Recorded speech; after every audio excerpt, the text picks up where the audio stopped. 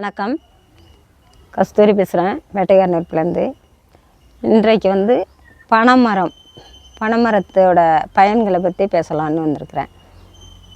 இன்றைக்கி பனைமரம் அப்படின்னாக்கா, அந்த காலத்தில் மரங்கள்லேருந்து பனைமரம் தான் அதிகமாக கோடிக்கணக்கான மரங்கள் ஊரில் உலகத்தில் இருந்தது. இப்போ அதை வந்து குறைச்சிட்டாங்க. ஆனால் இருந்தாலும் பனைமரத்தோட பயன்னு பார்த்தோம்னா அதிகமாக இருக்குது. பனைமரம் அப்படின்னாக்கா அந்த மரத்தோட வேள்வி என்னென்னா எல்லாத்துக்குமே பனைமரம் உதவியாக இருக்குது. அது வந்து உணவு முறையிலையும் பயன்படுது, அது வந்து வீடுகளை பாதுகாக்கிறதுக்கும் பயன்படுது, மக்களை பாதுகாக்கிறதுக்கும் பயன்படுது, அது வந்து மழை நீரை சேகரிப்பதுக்கும் பயன்படுது. அது மழையை உருவாக்கி நமக்கு அதை கொடுக்குது. பனைமரத்தில் வந்து என்னென்ன முறையான பயன்கள் கிடைக்கிது அப்படின்னாக்கா, பனைமரத்தில் வந்து பனைமரத்தை வந்து நம்ம விதையை போடுறோம்னா அது ஒரு 15-20 வருஷத்தில் நம்மளுக்கு வந்து அது பலனை கொடுக்கறதுக்கு ஆரம்பிக்குது. இப்போ பலனை கொடுக்கும்னா பனைமரத்தில் வந்து பனம் பூ விட்டு பனம் பிஞ்சு, பனம் காய், பனம் பழம் அப்படின்னு நிறையா விதமான இதை கொடுக்குது. அப்போ வந்து அந்த பனைமரத்தில் பாலையை வந்து பாலையிலேருந்து பதநீரும் கல்லும் எடுப்பாங்க. அப்போ வந்து பாலையிலேருந்து பதநீரும் கல்லும் எடுக்கிறாங்கன்னா, பதநீரில் வந்து சுண்ணாம்பு தடவி பானையில் வச்சு அந்த பாலையை சீவி அந்த பாலையை வந்து அதில் வடிய வைப்பாங்க. நாள் வடிய வச்சு அது மறுநாள் காலையில் போய் அதை எடுத்துக்குவாங்க. அதை எடுத்து அதை குளிர்பானமாக இருக்கும். நல்லா அதை குடித்தாலே நம்மளுக்கு உடம்பு ஆரோக்கியமாக இருக்கும். பதனியை காய்ச்சி அதை வந்து கற்பட்டி எடுப்பாங்க. பனங்கற்பட்டி வந்து கல்கண்டு எடுப்பாங்க. பனங்கல்கண்டுன்னா பதனியை வந்து நல்லா முருகை காய்ச்சாக்கா அது வந்து கல்கண்டாக மாற்றும். அதில் வந்து பனங்கற்கண்டில் வந்து இஞ்சி, ஏலக்காய் இதெல்லாம் போட்டு பனங்கல்கண்டு தயார் பண்ணிடுவாங்க. அதை வந்து அந்த பனங்கற்கண்டு வெல்லம், அது மாதிரி வெல்லம் எடுப்பாங்க. அது வந்து நம்மளுக்கு வந்து அந்த நம்ம உடம்புக்கான வியாதியை கட்டுப்படுத்துவதற்கு அந்த பனங்கற்கண்டும் கற்பட்டியும் தேவைப்படும். பனங்கற்பட்டி அப்படின்னாக்கா, பனங்கற்பட்டி வந்து பிரசவ அறைக்கு கூட முக்கியமாக அது வந்து யூஸ் பண்ணுவாங்க. அது வந்து நல்ல ஆரோக்கியத்தை கொடுக்கும் அப்படின்னு சொல்லிட்டு. பனங்கற்கண்டு வந்து சளி பிடிச்சவங்களுக்கெல்லாம் அது வந்து இருமல் இந்த மாதிரி வியாதியெல்லாம் கட்டுப்படுத்துறதுக்கு பனங்கற்கண்டு தேவைப்படும். அடுத்து வந்து பாலையிலேருந்து பனங்காய் அப்படிங்கொள்ள அந்த காய் வந்து பதமாக இருக்கொள்ள அதை வந்து சீவி நம்ம நுங்கெடுத்து சாப்பிடுவோம்.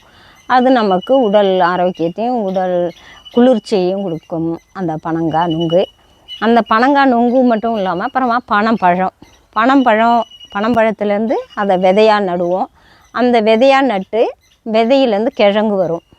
கிழங்கெடுத்து நம்ம சாப்பிட்டோம்னா நம்மளோட கழிவெல்லாம் நல்லா வெளியாகும். அதே வந்து அந்த பவுட்ரு வந்து நல்ல ஆரோக்கியத்தை கொடுக்கும்.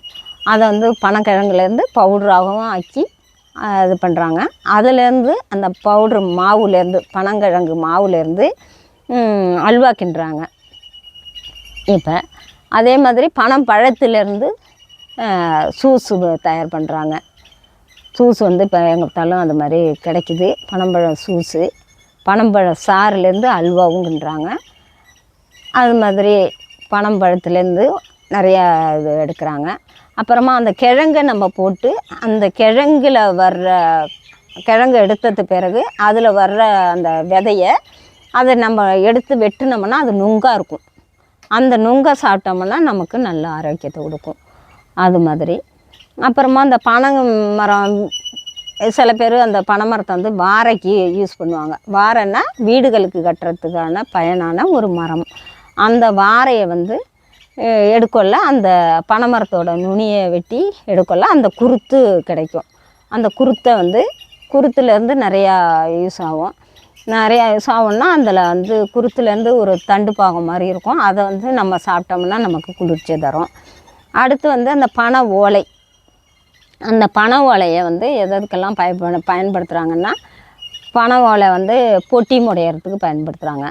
அப்புறமா விசிறி பண்ணுறாங்க. பனை ஓலையை முதல்ல சொல்லணும்னா நம்ம வந்து பனை ஓலையிலேருந்து தான் நம்மளுக்கு வந்து சுவடி ரெடி பண்ணாங்க. அப்போ வந்து நம்மளோட பருத்து வந்து அதில் எழுதுவாங்க பனை ஓலையிலேருந்து. அது மட்டும் இல்லாமல் வந்து நம்ம வந்து திருக்குறளை வந்து எழுதினதே பனை ஓலையில் தான், ஆணி மூலமாக. ஆணி தான் எழுதுகோலாக பயன்படுத்தி அவங்க வந்து பனை ஓலையிலேருந்து திருக்குறள் எழுதினாங்க. அது வந்து பனை ஓலை, அப்புறம் பனை சுவடி, அது மாதிரி நம்மளுக்கு ஜாதகம் எழுதுனது பனை ஓலையில் தான். அந்த பனை ஓலையிலேருந்து நிறையா இப்போ வந்து தயார் பண்ணுறாங்கன்னா பனை பொட்டி, பனை பாய், பனை விசிறி, அந்த மாதிரி நிறையா தயார் பண்ணுறாங்க. அது விதவிதமாக அதில் வந்து அந்த பொட்டி அப்படிங்குள்ளேயே வந்து பொட்டி மட்டும் இல்லாமல் அதில் நிறையா வெரைட்டிஸ் நிறையா இது பண்ணுறாங்க, தயார் பண்ணுறாங்க, நிறையா செஞ்சிட்ருக்குறாங்க. அப்புறமா அந்த பனை சப்பையை வந்து ஒரு நேரம் வந்து செருப்புக்கு பதில் அந்த பனை சப்பையை வந்து செருப்பு மாதிரி அதில் வந்து அந்த பனை கருக்கிலேருந்து நார் எடுத்து அந்த நாரை வந்து பனை சப்பையில் கோர்த்து செருப்பாக பயன்படுத்தினாங்க. அந்த காலத்துலலாம் வந்து அந்த தான் செருப்பு. அதே மாதிரி மிதியடி, அது மாதிரி மிதியடின்னு ஒரு மரக்கட்டையில் இது பண்ணியிருப்பாங்க. அதுவும் இந்த பனை மரத்துலேருந்து தான் நிறைய யூஸ் பண்ணாங்க. அப்புறமா பனை மரத்துலேருந்து உலக்க சில வீட்டில் நான் பார்த்துருக்குறேன். அது வந்து பனை மரத்துலேருந்து உலக்கையெல்லாம் தயார் பண்ணியிருக்கிறாங்க. அப்புறம் வீடு கட்டுறதுக்கு வாரை, உத்தரம் இதெல்லாம் தயார் பண்ணி அதை வீடாக கட்டி வீடு கட்டோல்லாம் வந்து அந்த கருக்கிலேருந்து பனை மரத்து மட்டை பகுதியில் உள்ள கருக்கிலேருந்து எடுத்து அந்த நார் மூலமாக அந்த வீட்டை கட்டுவாங்க.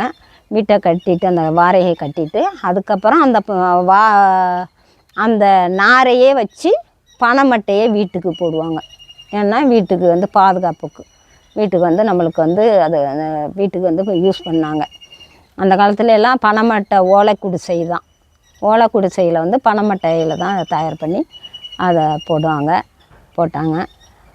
அது மாதிரி இல்லாமல் இப்போ பனை மரத்துலேருந்து நிறையா வேலைப்பாடுகள்லாம் இருக்குது அதில்.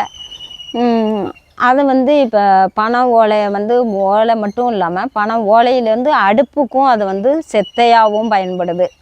விறகு அடுப்புக்கு வந்து செத்தையாகவும் பயன்படுது, விறகாகவும் பயன்படுது. அது அந்த பன்னாடையிலேருந்து நிறையா யூஸ் ஆகுது, நிறையா எடுக்கிறாங்க. அந்த பன்னாடையை வந்து நிறையா எடுத்து அது வந்து இதுக்கு நிறையா இந்த முந்திரி விதையெல்லாம் நம்ம சுட்டு இது பண்ணுறதுக்கெல்லாம் அந்த பன்னாடை தேவைப்படுது. அது மாதிரி பன்னாடையிலேருந்தும் இது பண்ணுறாங்க. இன்னும் நிறையா விதமான பனை மரத்துலேருந்து இன்னும் நிறையா இருக்குது. வெளிநாடுகளில் நிறையா ஏற்றுமதியெல்லாம் பண்ணுறாங்க. அது வந்து நமக்கு வந்து ஒரு தொழிலாகவே கொடுக்குது. இப்போ பனை மரத்து ஓலையிலேருந்து நம்ம செய்கிறது வந்து நம்மளுக்கு தொழிலாகவும் கொடுக்குது. நம்ம வளர்ச்சி அடையிறதுக்கு அது பயனுள்ளதாக இருக்குது.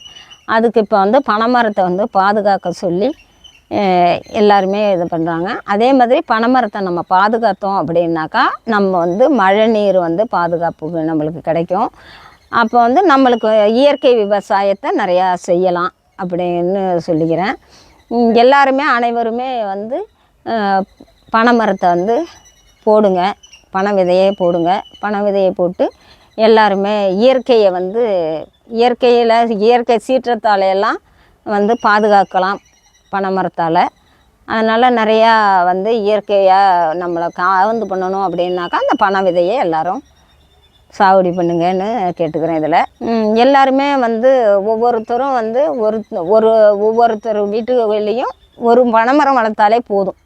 அதுலேருந்து நீங்கள் நிறையா வெரைட்டிஸ் எல்லாம் எடுத்துக்கலாம் அப்படிங்கிறது இதில் கேட்டுக்கிறேன்.